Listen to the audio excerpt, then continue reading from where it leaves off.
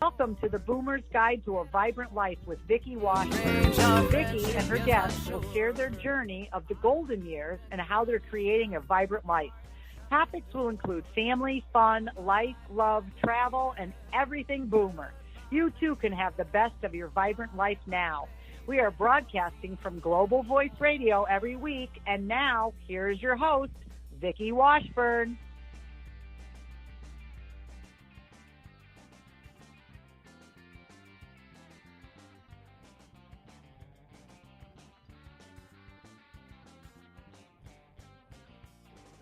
Good morning, everyone.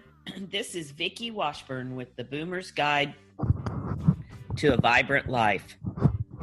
I hope you are having a wonderful day today and enjoying beautiful weather. I know many of us are buried in snow and cold and feeling spring will never arrive. Here where I live, it's a gorgeous day, and we're going to have a beautiful week with some nicer weather, not so horribly cold. Yesterday, I was privileged to participate in the local Women's March. And it made me think about what are we really marching for, and what is it that we as women have been denied, what our power is, what our power isn't. Anyway, so I just want to share some of my thoughts on this with you today. So I did a little research, and I found some rather interesting quotes, many that I agree with. Actually, most that I agree with. So let me just share some of this, and some of the women that I found as I was doing some of this research that are not from this time in history, but from the past, and some interesting information that I found. So let me just begin now. In societies where men are truly confident of their own worth, women are not merely tolerated, but valued. Everyone needs to be valued. Everyone has the potential to give something back.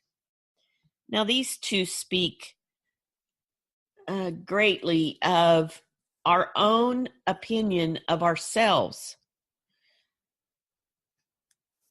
In societies where men are truly confident in their own worth. Now, where does that worth come from? That worth comes from within ourselves. We have to believe in our own worth.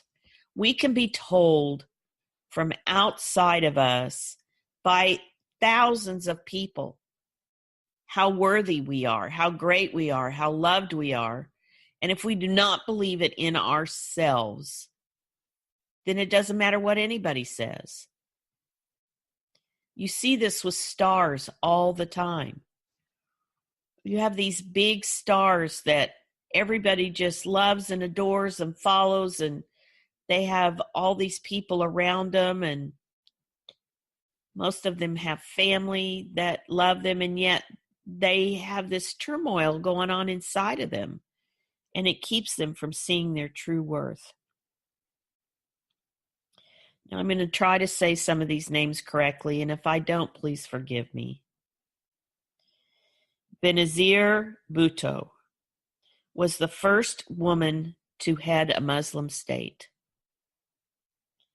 She was an incredible woman, and although her life was taken by those that did not agree with her, she still stood in her power. She still stood up despite things that could have kept her in fear. She knew her worth. This is a quote from Oprah, and one that I believe in greatly.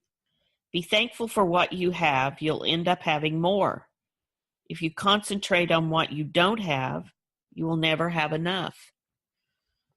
This is the same with our self-talk. If we believe that we are enough, then we'll just get better. If we believe that we are not enough, we never will be enough. Nothing anybody says to us can make us be enough. We will struggle with this our whole lives. It is a personal decision that you have to make within yourself. It is a personal dialogue that you have to have with yourself. Florence Nightingale, who was born in 1820 and lived until 1910. This is a quote from her. One's feelings waste themselves on words. They ought all be distilled into actions which bring results.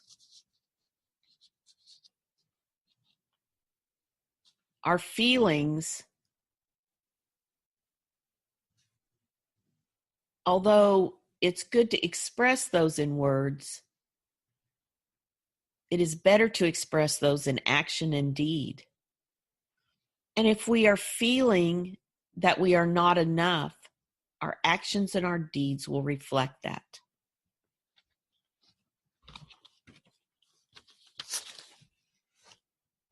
Amelia Earhart.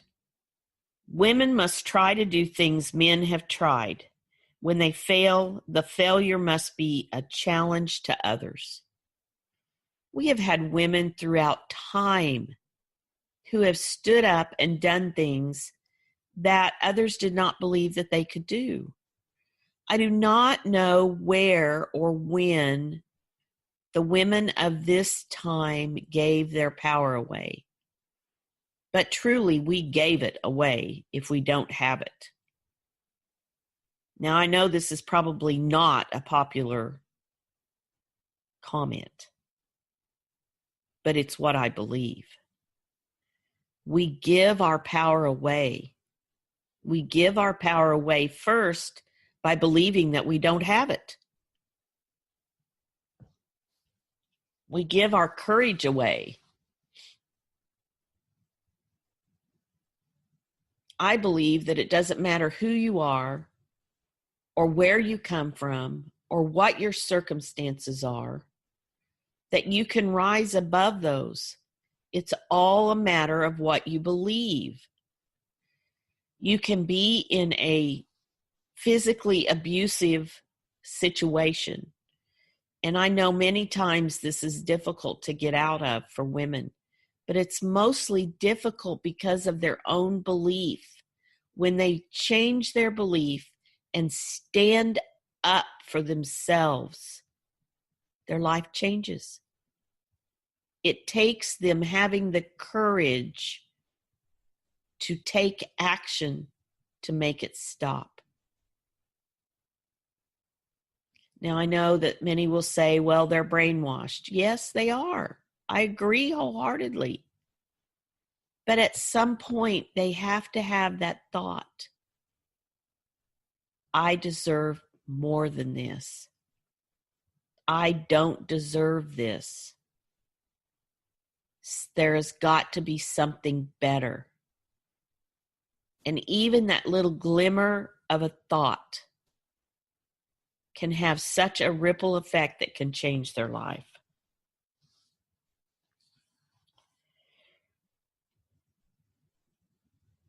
Forgiveness is a virtue of the brave. Indira Gandhi. I love that. Forgiveness is the virtue of the brave. Women are by nature very forgiving. I think that's what puts them in situations where it appears that others have power over them, because they are so willing to forgive.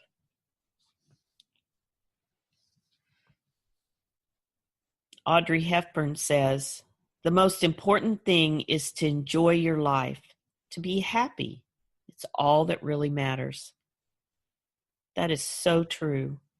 So true. Nothing in life is to be feared. It's only to be understood. Marie Curie. She lived in 1867 to 1934.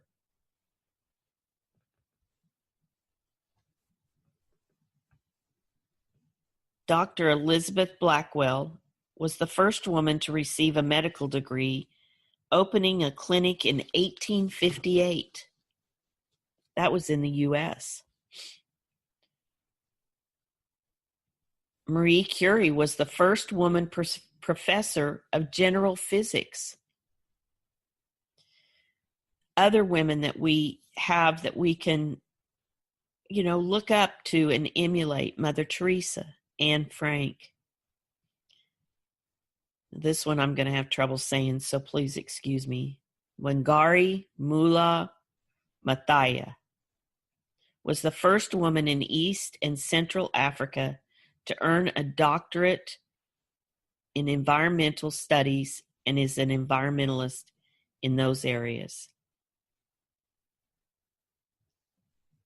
Malala Yousafzai. This is a young woman who had every reason, still has every reason, to live in fear, to have her power, to feel that she has had her power taken away from her. And yet she used what was done to her to catapult her to a international platform to help others in her country who are struggling. She is a brave young woman. But there are other women as far back as ancient history. Cleopatra. She said, "I will not be triumphed over." Rosa Parks, who stood on the bus, who refused to give up her seat, who made a change in civil rights in this country. Mary Wollstonecraft in 1792 made a call for equality and advocated for women's rights.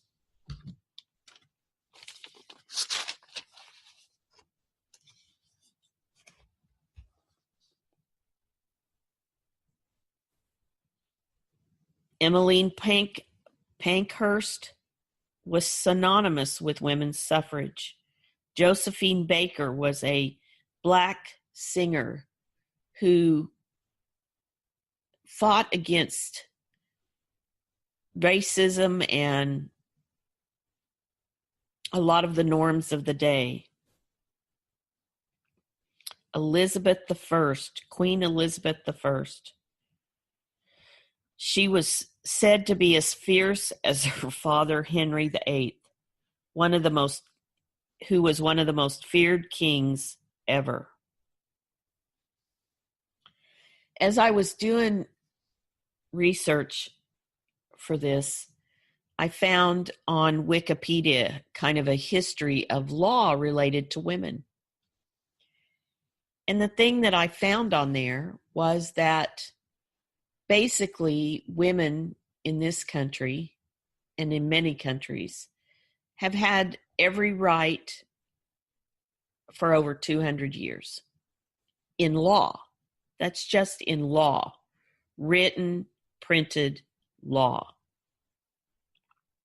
I can tell you that from the profession that I have been in for over 40 years, which is running title to land, I can tell you that women have owned land in this country since this country was formed, in every state in this union that I have researched. And I have researched East Coast, West Coast, many states in the central part of the United States. I have done title work in many, many, many states. And the thing that I found in doing this was that although title might not come in the woman's name, it came in the man's name, although that is not always true. There are many instances where I saw women buying property. as far back as the late 1700s. The one thing that stood out to me was that you would see where men took title to land and then they would deed it to their wives alone. A few years later, you'd see the wives deed it back to the husband and the wife together. A few years more had passed and you'd see the husband deed it back to the wife. And sometimes you'd see that dance go back and forth several times, and sometimes it would stay in the wife. So I found that to be very curious.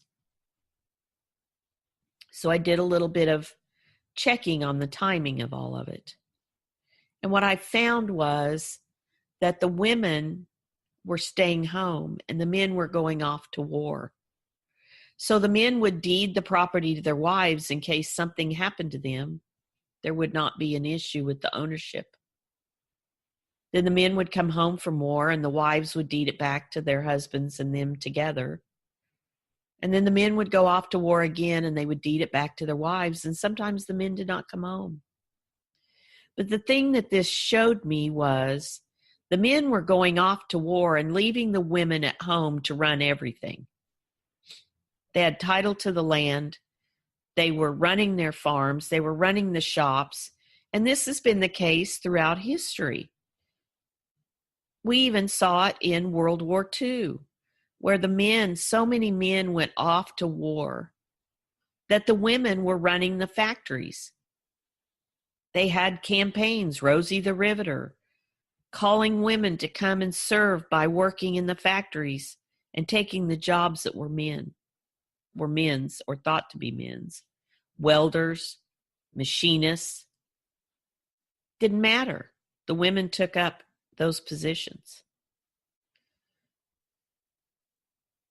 And then the men came home. And the campaign, the propaganda was for the women to step back and to let their men have the jobs again, to go home and to be mothers. Throughout time, what I see is that much of what happens is propaganda to try to convince women to step back and to let men take the lead. And we do it. We do it of our own free will.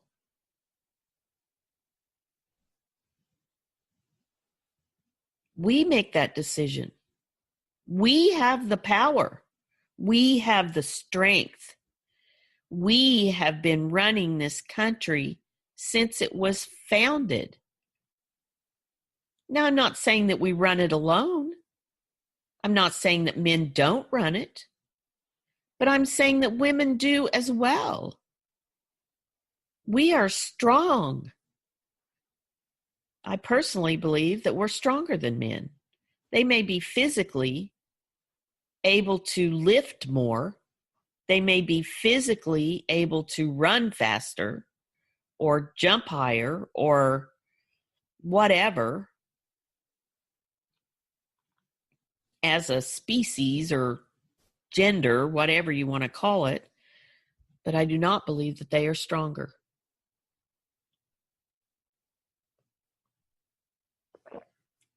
Women endure birth willingly. Women endure heartache. Women stay home and send the men they love off to war, knowing in their heart that they may never come home. And yet they do it. And they have strength. And they keep the home fires burning. And they keep the family together. And in this country, in the crisis that we have had over the last 40 years, where there are so many single mothers raising children alone without the help of their spouse, you see strength that is just unbelievable. We hear story after story after story of men who have become famous athletes and stars and politicians and CEOs and CFOs who give all the credit to their success to their single mom who worked tirelessly to give her children a good life. Some other things that I found in doing some research, and I just want to share these with you.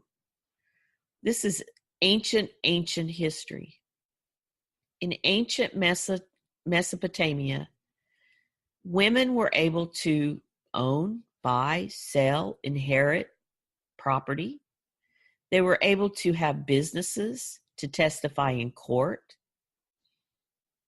They were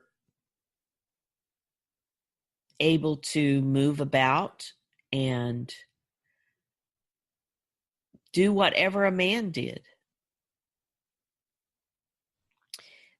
Back in those days, if a man decided to divorce his wife, he could do so easily. But when he did so, he was required to return all of the property that was hers in the beginning to her. He was required to restore her. And back in those days, dowries were transferred from family to family to signify a union.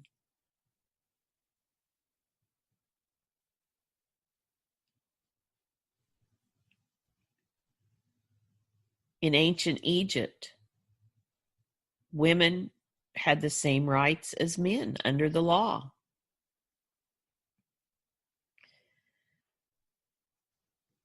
Some of those rights were kind of varied between class, but property descended into the female line from mother to daughter. And women were entitled to administer their own property.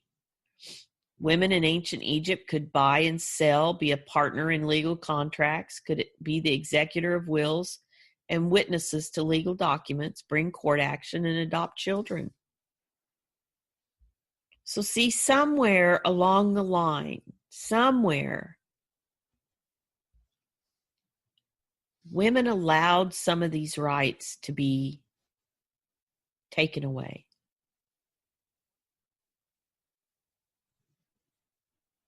In ancient Egypt, or India, women in the early Vedic period enjoyed equal status with men in all aspects of life.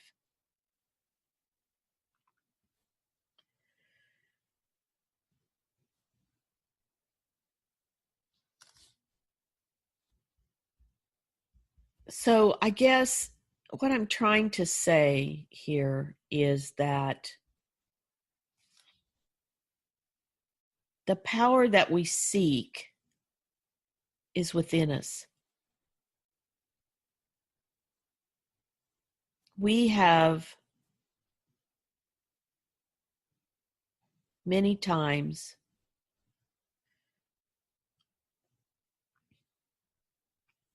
stepped back and let men take the lead. But that's the key. We let them take the lead.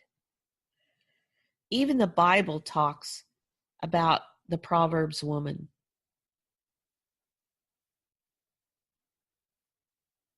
Even in biblical times, women were running the house and running the business, running the family, and the men were off handling politics and learning about scripture and bringing that information and knowledge home. It was a team. Each part was important.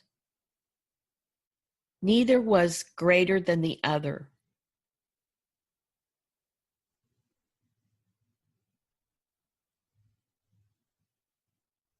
We've always had the power.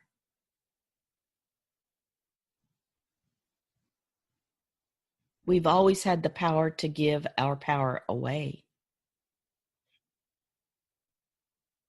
There's a saying that as a man thinketh, so is he. When we think that we are lesser than, when we think that we have no right, when we think that others have power over us, when we think that we are unworthy because someone else is telling us we are unworthy, then that's what we become. We have got to do the work within ourselves. It all begins with ourselves. We have to do that work. We have to believe. And I know, I can tell you, I was a kid who was told that I was not enough by my father. Now, he did not do this to be controlling, I don't believe. I used to believe that. That was the story I told myself that kept me stuck for years and years. But I really, truly believe now that he was trying to motivate me to be the best that I could be. And though his method may not have been great, he was doing the best that he could. He wanted us to be the best that we could be. He wanted us to be great. Here was a man who was given all daughters until he married our stepmom, who had a son.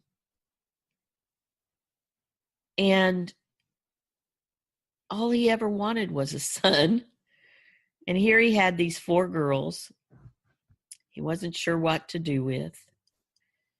His relationship with his own mother was not a healthy one. His relationship with his own father was to see a man who was abusive. And all he wanted for us was to be the very best that we could be, so that we could achieve in life what he felt like he could not.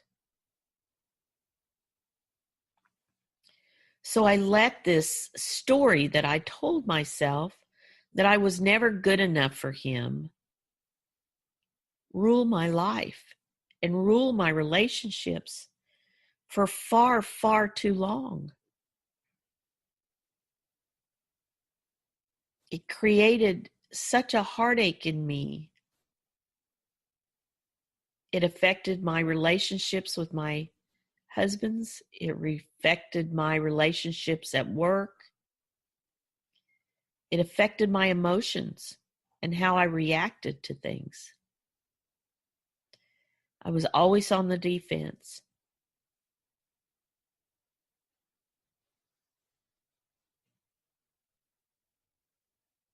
It's all about the story we tell ourselves.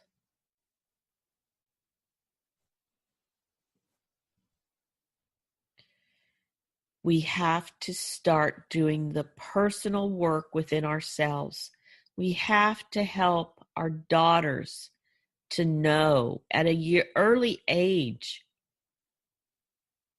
that they are enough, that they have all the power within them to be, to do, to feel whatever they want to be. We have got to quit stepping back and giving our power away. We cannot let the media, we cannot let politics, we cannot let anything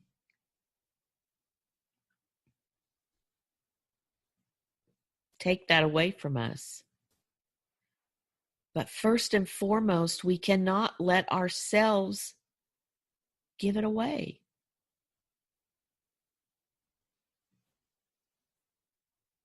When we stand in our own power, the world will take notice.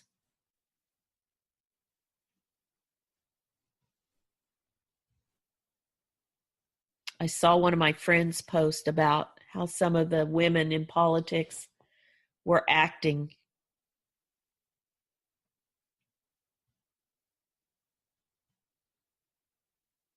There is a time to use our femininity, and there is a time to stand strong.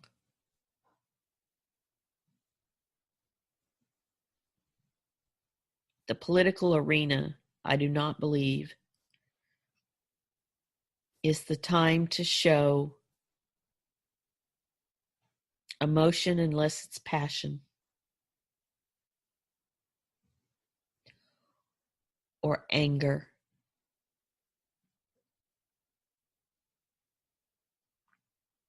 Or disgust.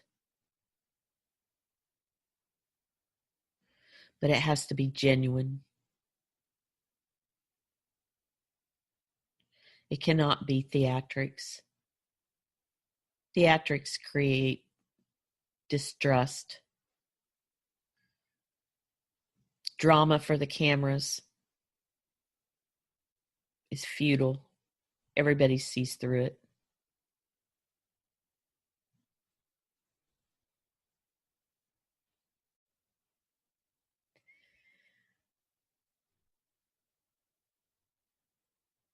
We have the power within us for greatness. Each and every one of us does. And if you choose for your greatness to be in the form of a stay-at-home mom, or you choose for your greatness to be the CEO of a major corporation, or you choose for your greatness to be in the political arena, or to be in ministry, or to serve others, whatever you choose your greatness to be, whatever you choose to bring happiness to you. And like Audrey Hepburn said, happiness is all that matters. So when you choose your greatness, choose something that's going to bring you happiness and joy and fulfillment and peace. Because those are the only things that really matter.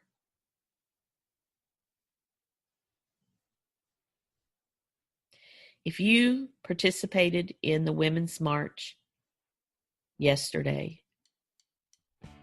please leave a comment and give me your thoughts. You can join me on my Facebook page at My Life Redesigned. Same thing on Instagram. On Twitter, I am at Coach Vicki Wash. I'm very interested to know your thoughts. I hope you have a beautiful week. Live in gratitude every day. Be thankful for what you have, because you will get more of that. This is Vicki Washburn with A Boomer's Guide to a Vibrant Life.